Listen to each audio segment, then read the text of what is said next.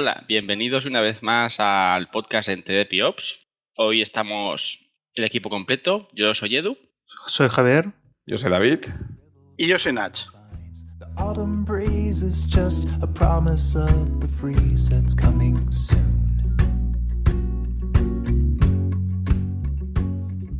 El podcast de hoy lo vamos a segmentar en tres partes. Primero sobre noticias del mundo tecnológico y desarrollo y lo que nos interesa a nosotros. En segundo lugar, vamos a hablar de los próximos eventos que sucederán en Barcelona, que es nuestro lugar de residencia, pero también en otras partes. Y por último, hemos tenido la suerte de poder entrevistar a Dainar Este, que es un amigo de David, que tiene un background muy bueno en redes y que nos explicará cómo ha vivido en primera persona, cómo ha ido influenciando a las metodologías Agile y DevOps en el mundo del networking, porque hasta ahora siempre hablábamos del desarrollo y un poco de operaciones siempre enfocado a sistemas, pero nunca hemos tenido la oportunidad de conocer la opinión de alguien de networking sobre cómo está afectando en todo el stack este tipo de metodologías. Are now just pigments on the ground. The battles fought, the lessons taught, they all are lost now in the end.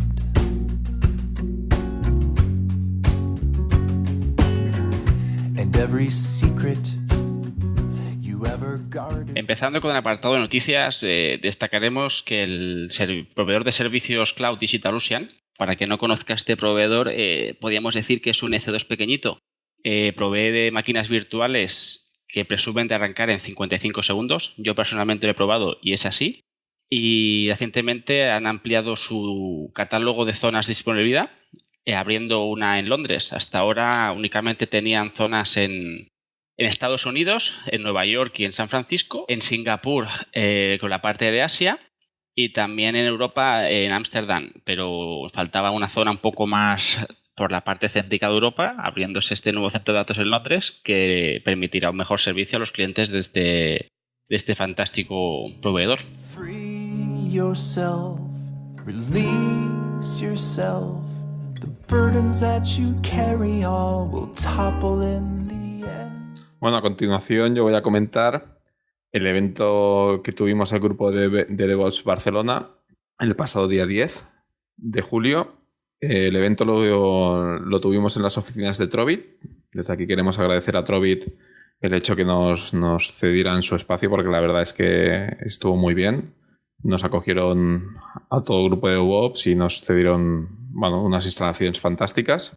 Y a nivel de evento, concretando un poco más, hicimos un formato Open Space, que para quien no lo conozca, es un formato sobre el cual no hay un tema definido. Los propios asistentes definen, sacan un tema o temas a comentar y a partir de ahí, se lleva, la reunión.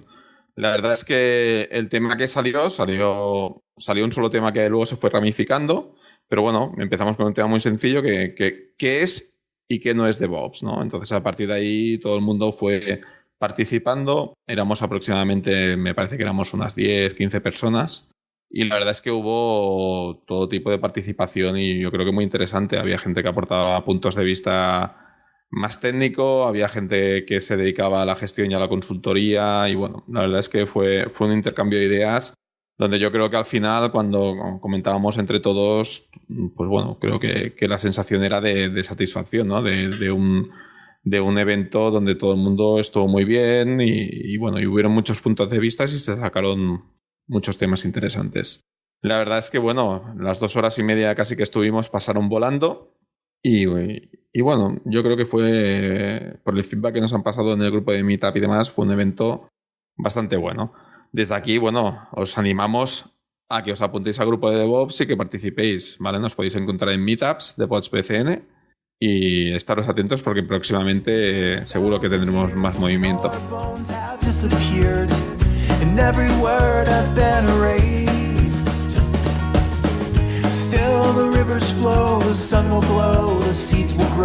Otra noticia destacable es que recientemente, concretamente hace unos días, el día 12 de julio, Debian ha sacado la 6ª release de su versión estable with donde básicamente se corrigen agujeros de seguridad y algunos cambios menores en paquetes, pero la distribución sigue siendo la misma. Todavía queda bastante hasta que dispongamos de la siguiente versión de Debian estable.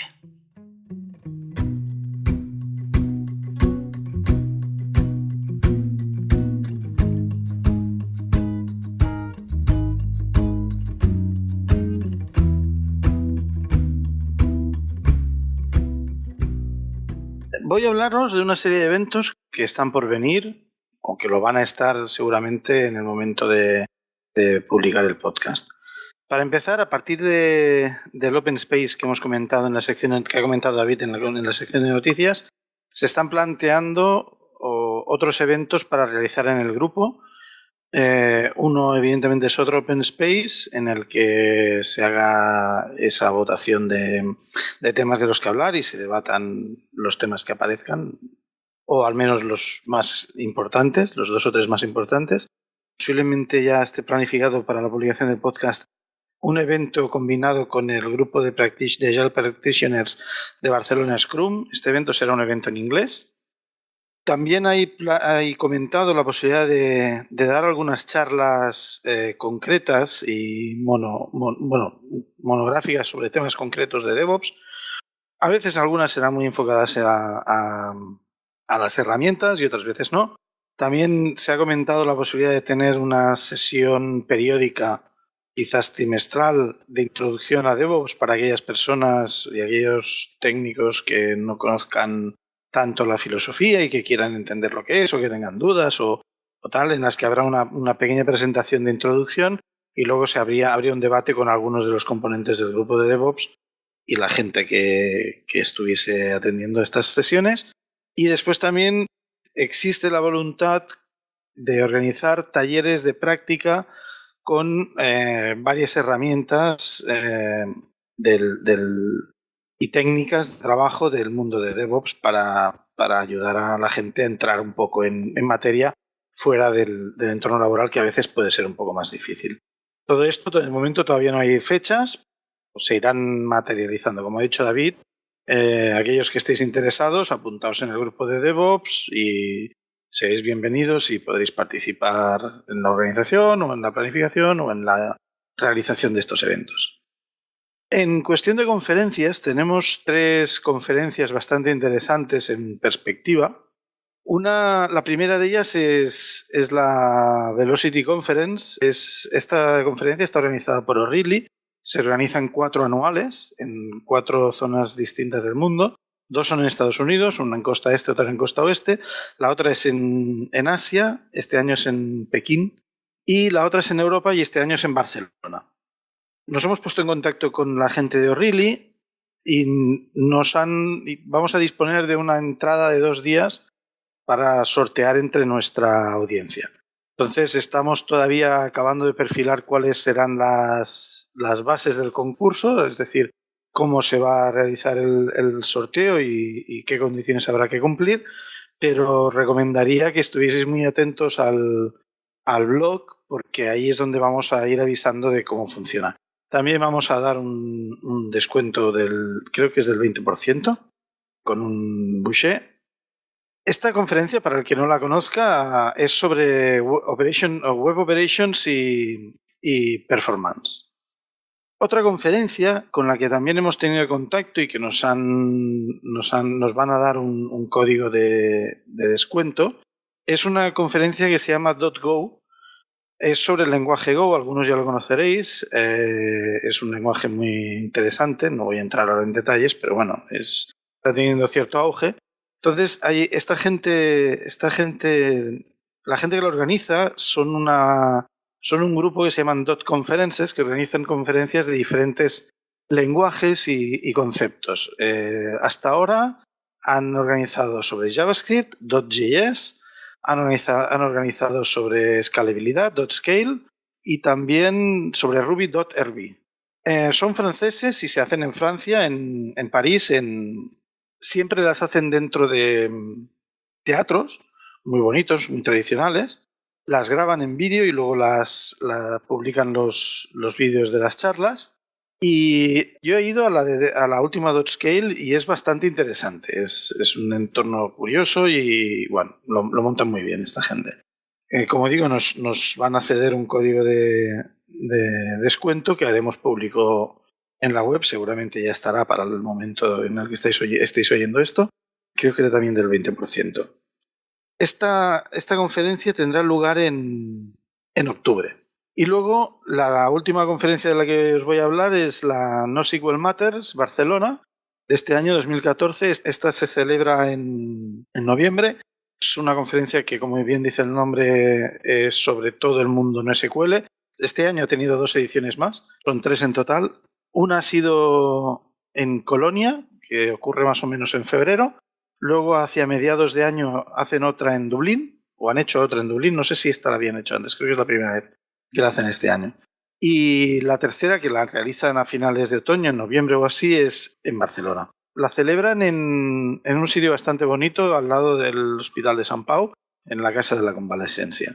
Es decir, consiste en 2 días, en los que el primer día son talleres, a los que hay que inscribirse, pero me parece que no tienen coste adicional, y el segundo día son charlas.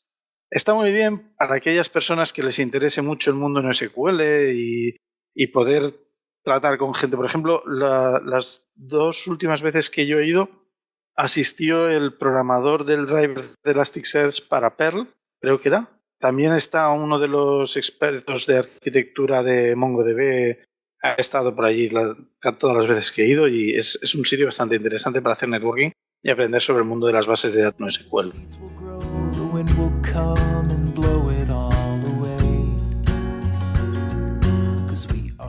Hoy tenemos con nosotros a Daniel Aresté. Buenas tardes, Daniel.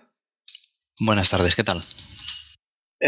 Bueno, si puedes hacer tú mismo una presentación, así introducimos a qué te dedicas un poco y te conocemos todos. Muy bien, claro que sí. Vamos a ver, yo tengo un background sobre todo de ingeniero de red y de seguridad de red. Y en mi histórico profesional, pues he estado más bien al principio en distribuidores de tecnología, integradores, y en posiciones pues relacionadas con preventa, sobre todo, y con consultoría.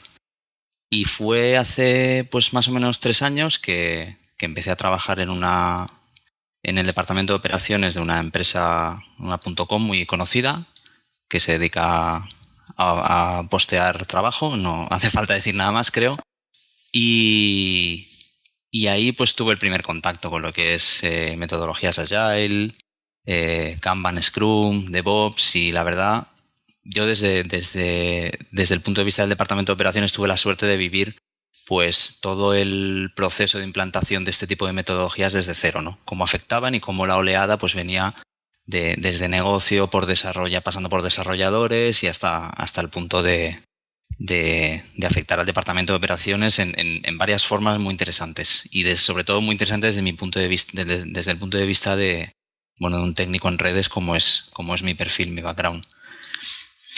Y ahora pues nada, hace 3 meses escasos estoy en un fabricante de balanceadores de carga, trabajando como enlace entre el equipo de soporte para Europa y los desarrolladores, que están ubicados en diversas partes del mundo.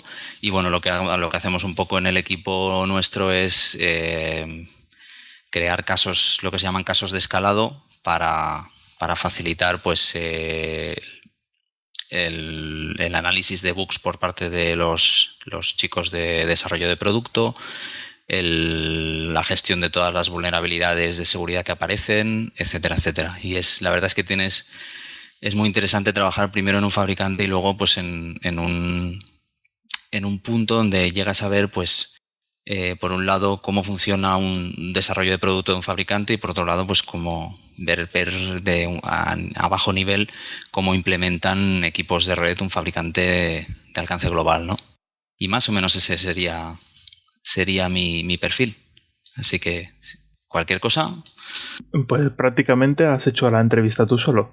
Ahora ya. No, pues a ver. Ahora me invitáis a unas patatas bravas y ya está. No, a ver. Has comentado que tenías compañeros en el resto del mundo. esta es una cosa de las que a mí me hacen más... O sea, yo como trabajador de oficina, que tengo que siempre ir a la oficina, me choca esto de poder trabajar con gente en diferentes usos horarios o realizar comunicaciones telemáticas o, bueno, digamos que tu oficina está lejos del resto de trabajadores. ¿Cómo lo llevas esto? ¿Qué trucos utilizáis para comunicaros o os tienes que realizar las intervenciones a un horario especial o tienes que ir a la oficina, entre comillas, en un horario especial o cómo es tu día a día?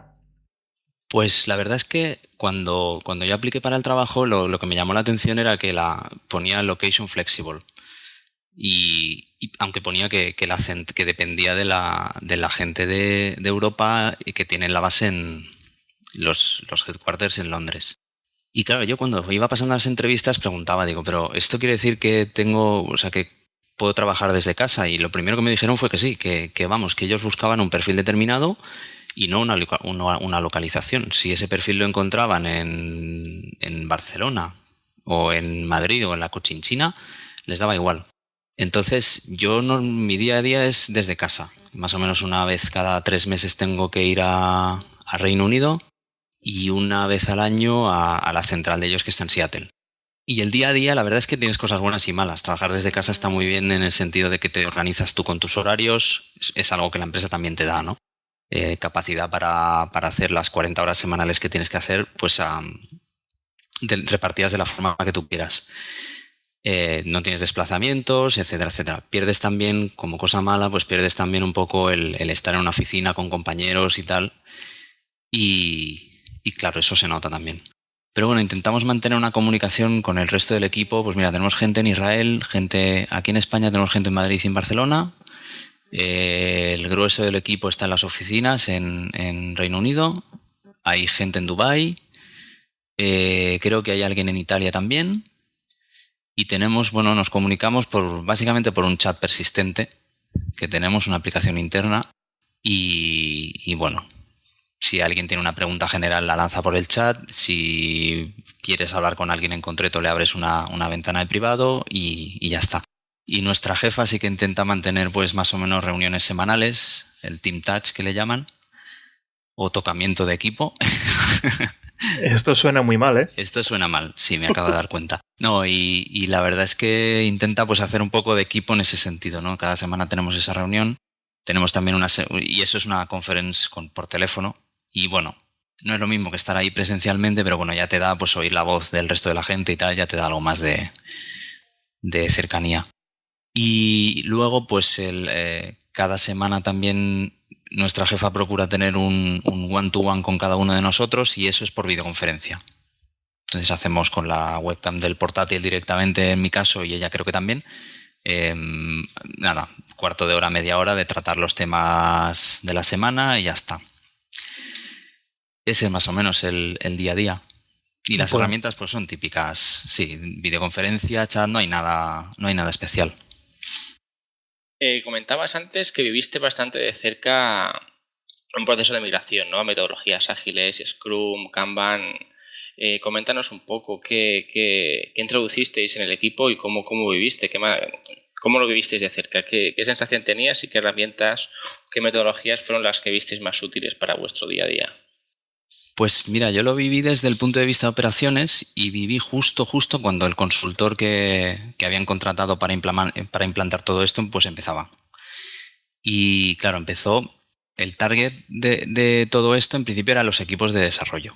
Yo al estar en operaciones pues estaba en un grupo donde todavía estábamos segmentados pues como en un paradigma de antes de estas metodologías, ¿no? Estaban los tíos de sistemas, los tíos de redes y los tíos de base de datos. Entonces, primero el foco fue crear toda esa cultura en los equipos de desarrollo y eso todavía nos pillaba lejos, ¿no? Pues empezar el poker planning, implantaban Scrum. Entonces era el poker planning para decidir cuánto les iba a llevar un determinado desarrollo, el plantearlo todo en sprints que le llaman, ¿no? De 2 semanas, el concepto de siempre acabar esas 2 semanas teniendo un entregable, o sea, teniendo algún tipo de producto, ¿no? Y eso recuerdo como que mucho desarrollador sufrió bastante. Pero bueno. Y lo curioso es lo que ocurre cuando todo eso, al cabo de los meses o incluso de algún año, ya más o menos se implanta y entonces llega cuando los desarrolladores cada 2 semanas te generan producto y son varios equipos, con lo cual te generan incluso versiones pues cada día o cada 2 días, y esas versiones de software, claro, necesitan pues entornos de pruebas, necesitan entornos de desarrollo, obviamente necesitan a lo mejor pues nuevos entornos para subir a producción, nuevas máquinas o en mi caso nuevas redes o nuevos servicios de balanceo. Y entonces lo que acababa pasando era curioso, era que en operaciones estaba el cuello de botella de lo que es el desarrollo de negocio, ¿no?, de la compañía. Pues claro, si cada poco tiempo te están generando producto, pero tú no necesitas pues montar un servidor o poner un nuevo servicio online o enrutar una nueva red, etcétera, etcétera, pues acabas paralizando un poco todo eso. Volviendo un momento al cambio en el equipo de desarrollo, ¿la rotación de personal fue significativa? ¿O fue diferente? ¿O fue más intensa? ¿O tuvisteis muchos casos de gente que no se adaptara al cambio y por ello se fuera de la empresa o tuviese algún tipo de problema con ello? Pues yo diría que no, aunque como también era el principio, yo llevaba poco tiempo cuando empezó todo esto, puede que las bajas y los cambios ocurrieran al principio, yo no controlaba todavía qué compañeros, el desarrollo era como un mundo aparte para mí, ¿no? Pero sí que, más que nada, la reorganización de lo que eran equipos que pasaban a ser multidisciplinares, ¿no? Lo recuerdo como que la gente se quejaba mucho. En Kanban, en Scrum te dicen que tienes que tener un equipo multidisciplinar, que tiene un equipo, pues es autónomo y tienes unos developers, tienes unos QAs, tienes unos diseñadores gráficos, y trabajas en equipo para sacar un producto al cabo de ese sprint. Y entonces, claro, eso antes era el departamento... Entonces, no, perdona. Es que lo que quería preguntarte era, o sea, ¿tienes tu perspectiva de cómo estas personas que estaban en un modelo tradicional de desarrollo y hicieron el cambio y luego ya se acostumbraron a ese cambio? ¿Tienes una perspectiva de si esta gente estaba más o menos o igual de contenta? O sea, ellos vivieron un cambio como decir, ostras, pues ahora resulta que mi vida es un poco más llevadera, o los problemas que tenía son distintos, pero estos me parecen más interesantes quizás porque son nuevos, o alguna cosa así, o es algo que queda muy lejos de tu punto de vista. Mira, lo que decía la gente al cabo del tiempo era que sentían que trabajaban mejor. O sea, que esta metodología realmente cuando te acostumbras trabajas más eficientemente y a la vez estaban en general más estresados, ¿vale? Porque antes todo era una cadena, pues que tenías el departamento de desarrollo, tenías el departamento QA, tenías los de User Experience, los maquetadores, etcétera. Y todo eso, pues el producto iba pasando pues como por una cadena, ¿no? Primero los developers, luego el tal y la gente, o yo tengo la sensación o de que no o que tenía picos de trabajo y luego tiempos de ocio, ¿no? Porque, claro, el producto tenía que ir pasando sus cadenas. Y esto no ocurría una vez que se implantaron estos equipos multidisciplinares, ¿no? Porque además con el tema de desarrollo continuo, que acabas un sprint y empieza otro, pues a lo mejor el developer ha parado de trabajar a mitad del sprint y esa parte ya la está probando el QA o maquetando el maquetador. Pero claro, ya el developer está pensando en el siguiente. Entonces ese modelo de producir continuamente yo creo que hace que la gente trabaje más a un ritmo más constante, ¿no? Y si trabajas a un ritmo más constante acabas produciendo más y seguramente pues te sientes más estresado, ¿no? Este concepto de también, imagino, de tener un entregable a las 2 semanas por fuerza, todo eso, pues al ver la fecha de entrega más cercana, ¿no? Que cuando planteas un proyecto a meses vista, pues supongo que también puede ser estresante para la gente. Sí, pero el resumen era eso, más eficiente el trabajo y más estresante. Entonces, Dani, estabas explicándonos cómo el continuous, o sea, la integración continua hecha ya en desarrollo y las entregas bisemanales os afectan en operaciones. Sí, exacto, claro. O sea, si cambias, es lógico que siempre que haces un cambio de cultura sí tienes que empezar por algún sitio y bueno, ir siguiendo un poco el camino, ¿no? Y claro, a operaciones le tocó más adelante, aunque nosotros al principio nos pusieron un poco un modelo que sí, que también hacíamos Scrum, pero claro, nuestro trabajo al final era muy reactivo y muy de mantenimiento, bueno, de reaccionar ante problemas en producción, aparte de crear los proyectos. Y bueno, estuvimos haciendo una especie de medio Scrum con algo de Kanban, que es para los oyentes que no conozcan un poco, es básicamente un sistema de gestión de las interrupciones, ¿no? De las incidencias que te llegan de inesperadas y no planificadas. Y ahí pasa algo muy curioso. O sea, me llamó la atención mucho, pues que, claro, manteníamos la antigua división sistemas, base de datos y networking. Y lo primero que me di cuenta, digo, ostras, el sistema se adaptó muy rápido a lo que es el continuous delivery y a la metodología ágil, ¿no? Porque enseguida pues empezaron a desarrollar, a implementar herramientas como la virtualización, que existe ya desde hace tiempo, ¿no? Y con eso pues eran capaces de responder muy ágilmente a, ostras, necesito 2 entornos para hacer pruebas de QA, o necesito una máquina en producción para montar un servicio nuevo, etcétera. Claro, eso con la virtualización lo tienes enseguida. Y luego también se hizo un proyecto que tardó un poco más de implementar pues sistemas de gestión de la configuración, ¿no? Se implementó el Puppet. Y ostras, yo decía, joder, esta gente de sistemas, qué rápido se adaptan. Y yo aquí, en networking, me está resultando súper difícil. Yo siempre pongo el mismo ejemplo. A mí cuando había un cambio en la red, normalmente tenía que recorrer dispositivos. Pues imaginaos, yo tenía que ir al switch a configurar la VLAN donde un determinado servicio o máquina virtual o equipo físico se conectaba. Ese equipo era un fabricante y tenía su propio sistema de gestión, que en este caso era una línea de comandos con su propia sintaxis. Luego, si el servicio necesitaba balancearse, pues también me tenía que ir a otro equipo. En este caso, tenías interfaz gráfico y a través de HTTP, a través de un navegador. Luego, si querías abrir alguna regla de firewall para que ese servicio estuviera accesible desde Internet o securizarlo de alguna forma, acababas en un tercer producto de un tercer fabricante, donde con un cliente Win32, con lo cual tenías que tener Windows en el equipo para gestionar, para crear esa regla determinada.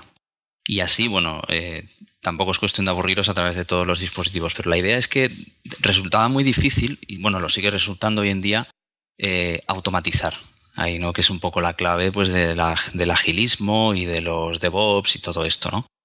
Y claro, cuando en sistemas sí que normalmente la gente de sistemas, al estar normalmente trabajando con herramientas open source, sí que tienes, ¿no? Una versatilidad pues para coger desarrollos de gente que ha hecho por ahí para facilitarte la vida, para hacerte todos los procesos scriptables y automatizables. Pero claro, llegas al apartado de red y te encuentras pues con fabricantes que no son open source, son código cerrado, código propietario, cada uno de su padre y de su madre, y eso es un absoluto caos. Y si intentas scriptar algo, pues igual puedes conseguir algo, pero tienes que tratar con cada uno de los fabricantes y tienes que perder horas para ver cómo puedes integrar en un caso y en el otro, y puedes pasarlo realmente mal. No estoy muy al tanto, es algo que he oído como de pasada.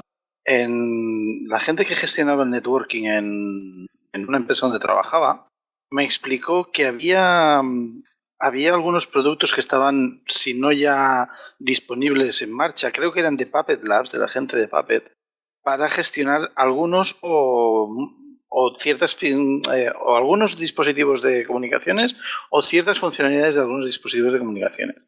Pero no sé en qué estado estaba eso. Me suena que alguien me comentó, sí, esto lo están haciendo. Cierto, sí. Sí que hay... Te ibas a Puppet Labs y sí que lo estuvimos mirando para intentar solucionar este problema. Y sí que hay mucha cosa, por ejemplo, de Cisco, pero en nuestro caso no nos servía porque no teníamos nada de Cisco. Había alguna cosa para gestionar balanceadores F5 también, y había alguna cosita más, pero claro, todo era parcial, porque claro, todo estaba basado un poco en ingeniería inversa, ¿no? Vamos a estudiar cómo no era un producto que naciera del fabricante. O sea, era alguien que perdía el tiempo viendo cómo el fabricante ofrecía su interfaz de gestión y automatizaba lo que podía, porque no siempre podías automatizarlo todo, y hacía un plugin de Puppet. Y sí que estuvimos probando alguno, sobre todo para el balanceador, pero eran muy parciales y te pedían... Estaban estaban muy, muy verdes todavía. O sea, no podías fiarte de eso en producción. Y esto sigue siendo el mayor de los problemas. Toda esta parte de red, ¿no? Por eso me llama la atención mucho el paradigma este del SDN, que es la siguiente oleada y a los que le tocan son los equipos de red, ¿no? De meterse en esta dinámica de DevOps. Continuando con lo que estábamos comentando, Dani, ¿puedes explicar qué es el SDN? El SDN, esto suena como una droga, pero no lo es.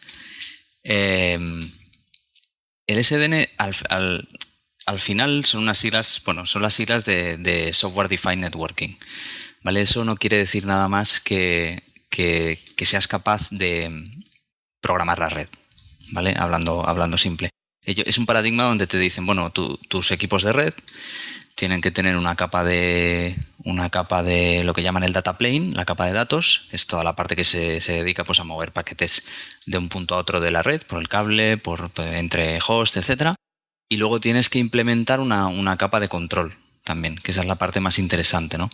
Entonces, el SDN no te dice cómo, nunca, ¿vale? Eso es tarea de implementaciones y de approach que tienes de software libre o de fundaciones que se han dedicado a desarrollar estándares para eso. No te dice nada. El SDN es paradigma solo. Hace muchos años recuerdo haber hablado con una persona que creo que era un tema, se llamaba NetFlow, y años más tarde escuché que existía el OpenFlow. ¿Es esto el sistema de control que utiliza el SDN? Mira, en este caso, OpenFlow es un estándar de SDN. O sea, sería OpenFlow es un estándar que te define cómo interactuar con equipos que lo soporten, cómo definir cómo tiene que ser la API que usarás para programar esos equipos. Y en realidad es un estándar que está fundado por una gente que se llama el Open Networking Foundation, y ahí hay un montonazo de fabricantes, de empresas de Internet. En esa fundación está, por ejemplo, Google, está Yahoo, está Facebook, hay operadores, está Telefónica, está China Telecom, está Swisscom, Deutsche Telekom. Hay fabricantes de hardware y de software, está Microsoft también, está HP, Dell, IBM, Intel, hay un montón de gente, ¿vale? O sea, lo que está ocurriendo con OpenFlow es que no tiene nada que ver, por cierto, con NetFlow que comentabas. NetFlow es otra cosa totalmente diferente. Y OpenFlow, pues por la potencia que tienen toda esta gente que está detrás, de alguna manera se está convirtiendo en el estándar de facto, ¿no? Entonces ya me parece que han sacado ya tres releases diferentes. Y hay muchos fabricantes de hardware de red, de routers, de firewalls, de switches, de balanceadores de carga, etcétera, que ya lo están empezando a implementar, ¿vale? También hay mucho marketing con este término, porque es gracioso ver cómo algunos fabricantes te dicen que soportan OpenFlow y luego pues son implementaciones que a lo mejor que están hechas por la capa de datos. También te la están implementando por software, ¿no? Y no dan, en ese caso no te dan todo el throughput pues que un switch o un router o un elemento de estos tiene que dar. Y básicamente es eso. O sea, OpenFlow es un ejemplo, en este caso, de estándar de SDN, de Software Defined Networking, como hay algún otro. Y luego en el SDN también lo que te define, aparte de que la red sea programable de esta forma, te define unos objetos que son los controllers, ¿no? Son las entidades pues que otra pieza de software que se va conectando a estos dispositivos que soportan, en este caso, por ejemplo, OpenFlow, y van aplicando políticas. Y fijaros, claro, eso es la evolución natural al final, enlazando un poco con lo que hablábamos, es que en toda esta integración continua, la parte cuando llegas a operaciones, el hecho de que la red sea programable, sea con OpenFlow o con cualquier otra tecnología, pues ya te deja scriptar todo ese contenido, ¿no? Y bueno, igual que los de sistemas te levantan unas máquinas virtuales que pueden estar en producción en nada, pues en la parte de red ya se puede configurar automáticamente, abrir las reglas de acceso de firewall, configurar switches, configurar servicios de balanceo, enrutados, todo ese tipo de cosas. Así que esa es una parte muy interesante y sobre todo por la gente que, si vais a la web de esta gente, el Open Networking Foundation, veréis que la gente que hay detrás son potentes. Así que yo creo que es una cosa que es el futuro claramente y una cosa que va a estar en DevOps. Claro, es que además esto que estás comentando o sea, la automatización del despliegue de un sistema, supongamos que estamos hablando de una plataforma que tiene un proceso de autoescalado horizontal y en un momento dado la plataforma tiene que levantar una máquina nueva. Esta máquina nueva no solamente va a necesitar una serie de CPU, una cantidad de CPUs y una cantidad de RAM, sino que también va a necesitar unos interfaces de red y unos permisos en el firewall, unos QoS en esos interfaces de red y todo esto. Es difícil tenerlo previamente y sobre todo como además el cambio se va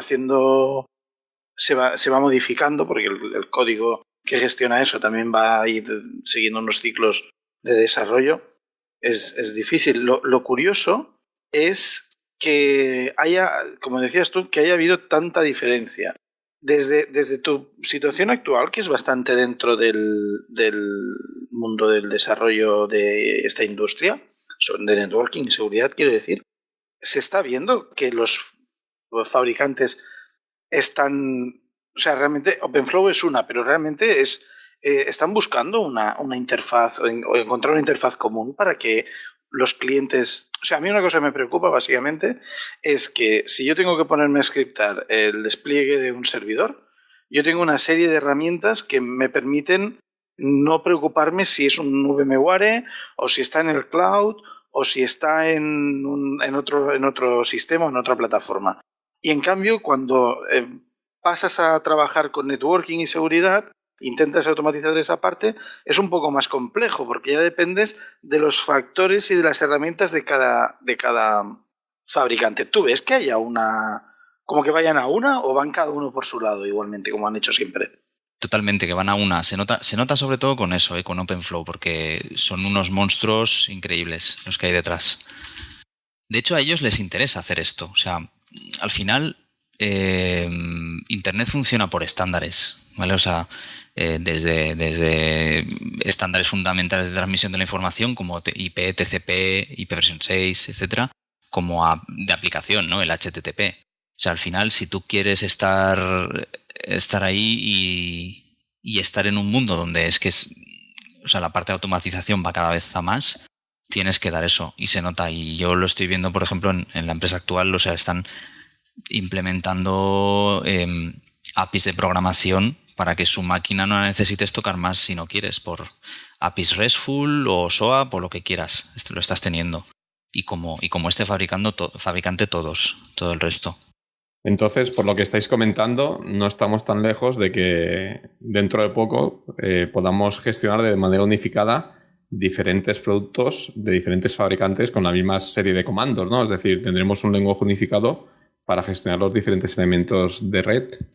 Exacto, sí. Es que esa es la idea. O sea, tú tienes el controller y tú defines, quiero una red así, y ya no te preocupas si tú es una definición alto nivel, la idea es esa. O sea, yo no te preocupas si para tener este tipo de servicios de red yo tengo que ir al switch a configurar un puerto no sé cómo, o tengo que ir al router a enrutar una red de no sé qué, o tengo que ir a abrir un servicio de seguridad. O sea, tú defines, imaginaos definir lo mismo que se hace en los proveedores de cloud, ¿no? Ir a Amazon y tú no te pones a configurar puertos de switch, tú defines a nivel lógico cómo quieres que sea tu red y lo otro ocurre por debajo. Esa es la idea y sobre todo que no haya diferencias entre fabricantes. Esa es la idea que buscan también. De hecho, esto me recuerda mucho a una cosa que siempre comentamos con Nach o que Nach está encantado, ¿no? Que es el Hubot, ¿no? Que es, Nach, ¿nos puedes introducir un poco lo que era? ¡Estoy enamorado! A ver, Hubot es una herramienta que utilizan en GitHub para sincronizar y poder trabajar en equipo y tal, aunque ellos están deslocalizados también mucho, como explicabas tú antes, en varias zonas del mundo y tal.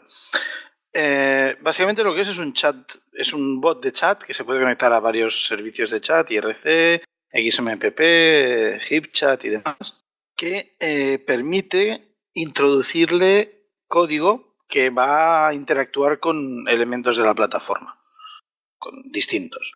Lo que pasa es que yo supongo que ellos, no sé hasta qué punto han entrado, o sea, no conozco mucho el nivel de algunos de los componentes. Esto funciona con plugins, son plugins que se van poniendo.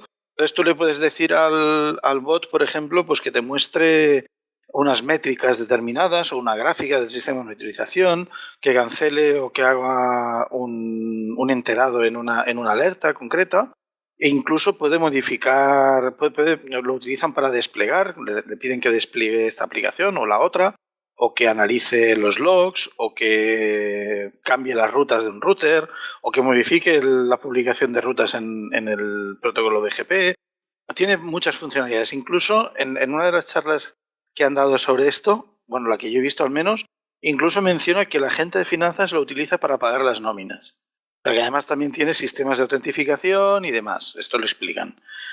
Lo que pasa es que yo no sé hasta qué punto esto utilizan alguna interfaz que ellos hayan desarrollado con herramientas como por ejemplo Expect para poder tratar con dispositivos de red vía terminal, vía SSH o cosas así, o cómo lo deben hacer. No tengo ni idea de cómo funciona los módulos que hacen eso.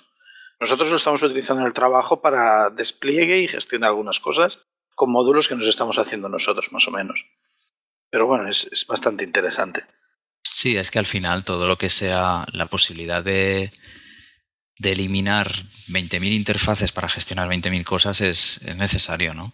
Y en este caso, claro, cuando yo es que tengo alguna experiencia de intentar automatizar con Expect, pues backups de switches o configuraciones, etcétera, pero es terrible. Y al final lo que ocurre es que si no es algún interfaz, si es una interfaz o un diseño que te has hecho tú haciendo un poco ingeniería inversa, llega a la siguiente versión del software del fabricante y te han cambiado algo. Y tus scripts dejan de ir. O sea, mi experiencia es que si no es una interfaz, una API que te ofrece el mismo fabricante, que te deja hacer de todo, por supuesto, pero que te lo mantenga él y sea pues una API que las mismas, que sabes qué operaciones hay, qué hace cada una, cómo funciona, qué hay cuando cambian de versión y tal. Si no es así, es algo que te puede dar problemas. Y al final lo bueno también de usar el estándar es que puedes acabar usando pues productos de diferentes fabricantes y el controlador de ese producto ser de una empresa de software que no tenga nada que ver con ninguno de estos fabricantes. De la misma forma que hoy en los routers BGP en Internet pues hay un Cisco que interactúa con un Juniper y luego con un Huawei o con cualquier otra marca. O sea, lo interesante de los estándares precisamente es eso, ¿no? Que al ser estándares, si todo el mundo los implementa igual, claro, eso es otra, pues todo funciona perfectamente. A ver, a mí todo lo que me preocupa de esto es lo que acabas de comentar, que muchas veces se crean estándares, pero cada implementación del estándar es de su padre y de su madre, y al final acabas con un estándar que no es un estándar y te acabas peleando otra vez con una interfaz distinta de cada fabricante. Sobre todo con este tipo de fabricantes tan grandes que a veces sí van de queremos hacerlo todo bien, todos iguales, pero al final lo que quieren es atarte y tenerte atado, como por ejemplo el SNMP, ahora que recuerdo. El SNMP era un estándar unificado, pero al final el SNMP cada uno hace lo que le da la gana prácticamente. Exacto, esperemos sí, que con el OpenFlow pues hay un poco más de suerte y sí tengamos la posibilidad de unificar y simplificar el acceso y el control y gestión de estos dispositivos. Esperemos. Claro, es que de hecho el SNMP es un ejemplo, sería un ejemplo también de SDN, ¿no? En cierta manera. O sea, una interfaz que tiene que ser común, aunque luego cada uno implementa sus OIDs y sus MIPS y tal. Pero bueno, cosas básicas te las implementa todo el mundo, ¿no? Al final. Pero y sería un ejemplo de cómo pues tienes una interfaz común para configurar o para extraer datos tanto de un switch como de un router como de un firewall.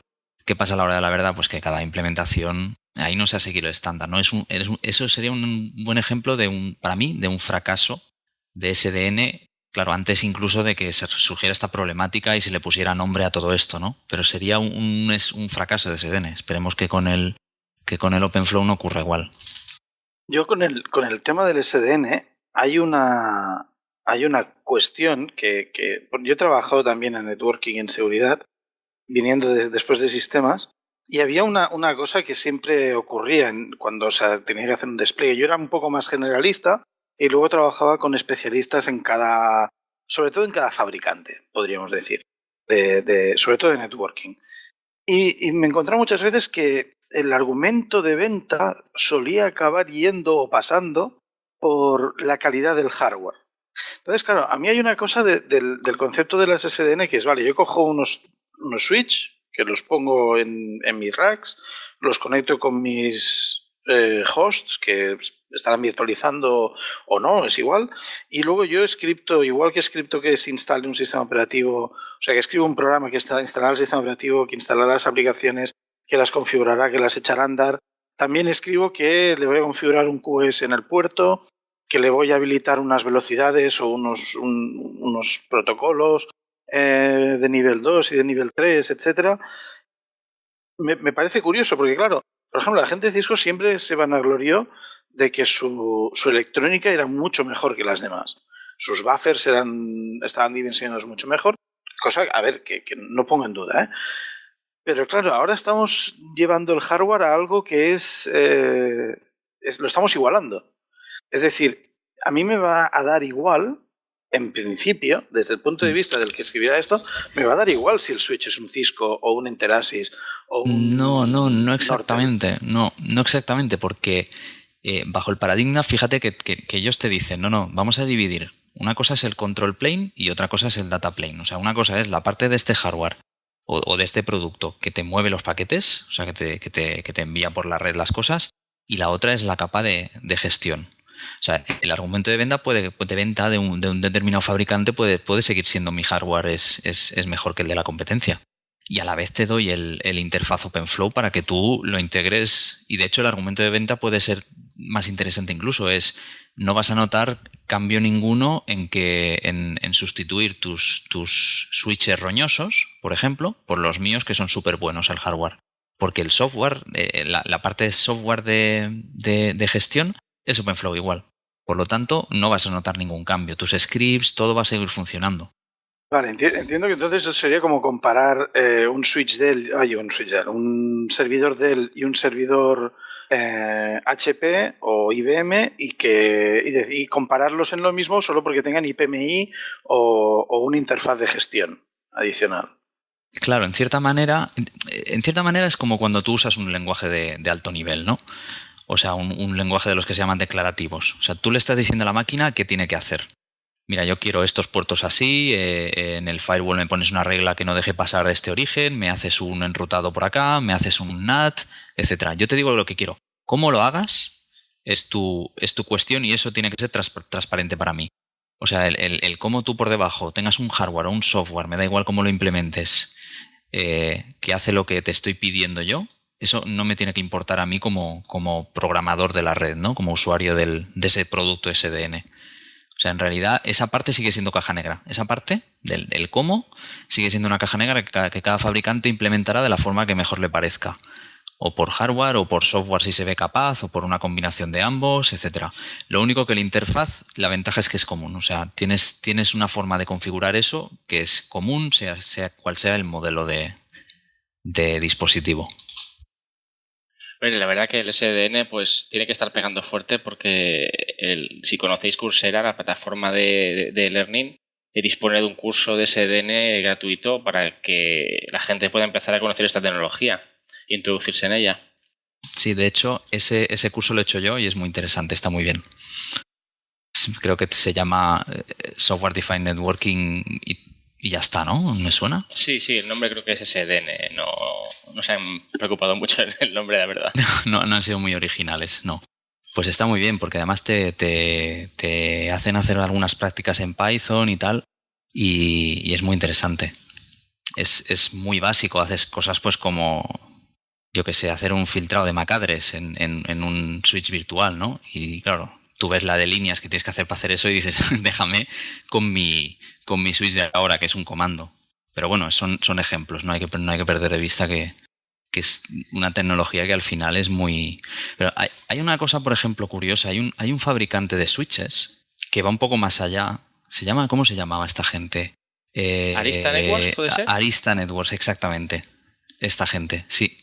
Esta gente sale de gente de Google. Y bueno, esta gente implementa OpenFlow ya, creo, directamente. Pero no solo eso, te dejan el switch abierto para que tú te dejan un Linux ahí corriendo y te dejan que instales pues prácticamente lo que quieras. O sea, es un concepto de ir más allá del switch, ¿no? Por ejemplo, y se integran, pues por ejemplo, soportan que les instales herramientas de monitorización, les puedes instalar un Cacti ahí para medir cosas en la red. ¿Dónde mejor que medir cosas de la red que en el propio switch, ¿no? Que es, digamos, el esqueleto, ¿no? Que lo ve pasar todo. Y eso es interesante porque es un paso más allá.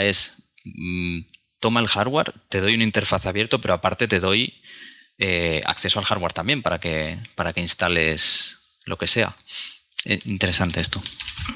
Una consulta, Dani. ¿El SDN ya es una realidad? Es decir, ¿los principales fabricantes ya lo están adaptando? ¿O es una apuesta de futuro y lo que lo veremos de aquí 5 o 6 años? ¿Cómo está esto? Mira, el caso de éxito que yo conozco es... Bueno, a ver, el SDN lo comentaba antes. Hay gente que ya te dice que ha implementado... que hay fabricantes que te dicen que soportan OpenFlow. Lo que pasa que, bueno, te han implementado OpenFlow a lo barato y sin integrarlo bien con su hardware. Con lo cual, si configuras cosas con OpenFlow, la gestión del data plane, el truco es que te la continúan haciendo por software y te mueven paquetes de un lado a otro por software y eso te baja el rendimiento, pues un switch que tiene que moverte no sé cuántos gigas por segundo te acaba moviendo 1 mega. Y es por eso que hay mucho marketing, hay que ir con cuidado ahí también.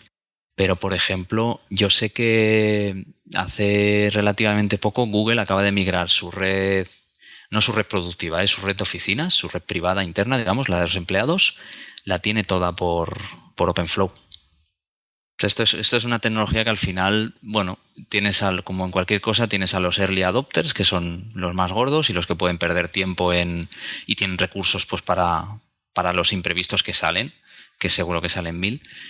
Pero bueno, una vez lo implementen los grandes, pues lo siguiente es que lo pondrán en producción en sus data centers y ya estaremos consumiendo recursos de todo el mundo de servicios de Google que están corriendo sobre SDN. Lo siguiente es que data centers más pequeños y empresas de proveedores de Internet pues lo empiecen a implementar también, que son el otro sitio natural, ¿no? Donde desarrollar todo eso. Y por supuesto en la empresa privada es el último sitio, ¿no? Porque tienes que ver muy claras las ventajas antes de liarte a hacer un cambio así. Pero sí, la cosa es que sí, en ciertos ámbitos es una realidad total ya.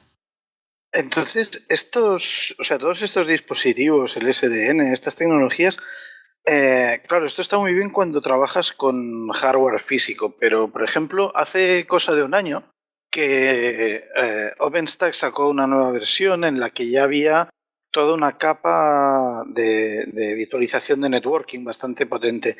Me consta que VMware también ha ido haciendo ya desde hace bastantes años avances con esto. ¿Con estas interfaces de networking también se pueden integrar estos dispositivos y hablan SDN ellos? ¿O es algo todavía...? Sí, es que de hecho eso es otro paradigma que es el NFV, me parece que se llama, Network Function Virtualization, o sea, es virtualización de la función de red. Eso ya no es que yo tenga una interfaz común para configurar los dispositivos de red. Eso ya es que la función que me hace un firewall, la función que me hace un switch, la función que me hace un balanceador de carga, lo hago yo por software. O sea, eso es ir un paso más allá, virtualizar la red entera ya. Y, por ejemplo, en OpenStack, por ejemplo, el plugin que creo que lleva nativo es el OpenVSwitch, si no me equivoco. No he trabajado mucho con OpenStack, pero como herramienta de interconectar las máquinas virtuales tienes OpenVSwitch. Y el OpenVSwitch no deja de ser un switch, una implementación de switch hecha completamente por software. Entonces tú tienes un switch virtual donde se conectan tus máquinas virtuales y que no es nada más que una pieza de código que está en memoria, en un host. Incluso pues un OpenVSwitch llega a hablar como si tuvieras varios switches interconectados entre sí también, como si tuvieras un esqueleto de red. Una instancia de OpenVSwitch en un host puede ponerse a hablar con otra instancia de OpenVSwitch en otro host. Y tal cual, sin ninguna diferencia, visto desde fuera, como si estuvieras tratando con una red física. Y entonces, claro, se llegan a cosas ya rizando el rizo. Estas virtualizaciones de la red por software se gestionan también con OpenFlow. O sea, SDN es un paradigma que también te gestiona NFV. Es un lío de siglas, acaba siendo un lío de siglas. Pero... Inception. Exacto, pero Bueno, toda esta acabamos parte de como la de costumbre. virtualización... ¿Sí? Acabamos como de costumbre con un lío de siglas, decía, perdona. Exacto, sí. Pero, claro, toda esta parte ya de rizar el rizo, de virtualizar la función de la red, es ya una cosa que te está usando pues Google, un Amazon para sus web services, empresas suficientemente grandes donde internamente en su casa han desarrollado OpenStack, han implementado OpenStack, etcétera, etcétera. Pero sí, eso ya, la verdad es que es increíble. O sea, ya estás haciendo funciones de la red sin equipos de red. Bueno, Dani, como hemos dicho, prácticamente esta entrevista la has hecho tú solo, eres el que ha estado hablando, así que no sé si tienes algo más que quieras añadir o que nos quieras contar o algo así. Bueno, no, que nada, que ha sido una oportunidad muy chula estar aquí para contar todo eso, porque en ningún lado me escuchan cuando me pongo a soltar todos estos rollos. Así que nada, no, y encantado de haber echado un poco de luz sobre todo este batiburrillo de siglas y de paradigmas y tal, y nada, que hasta que me invitéis otra vez. Bueno, yo, Dani, solo comentarte que estás, vamos, creo que hablo en nombre de todos, totalmente invitado a volver cuando quieras, y además desde aquí, si te animas para escribir algún post o algún documento técnico y demás para nuestro blog, será bienvenido. Te estaremos muy agradecidos si puedes aportar lo que sea o cuando tengas alguna cosa que explicarnos, ya sea incluso de la empresa donde trabajas, de algún producto que estéis sacando o de algo, por supuesto. Cuenta con nosotros para darle la voz que podamos darle. Muy bien, pues eso está hecho. Muchas gracias. Muchas gracias, Dani. Gracias, Dani, por todo. Muchas gracias. A vosotros. The battles fought, the lessons taught, they all are lost now in the end.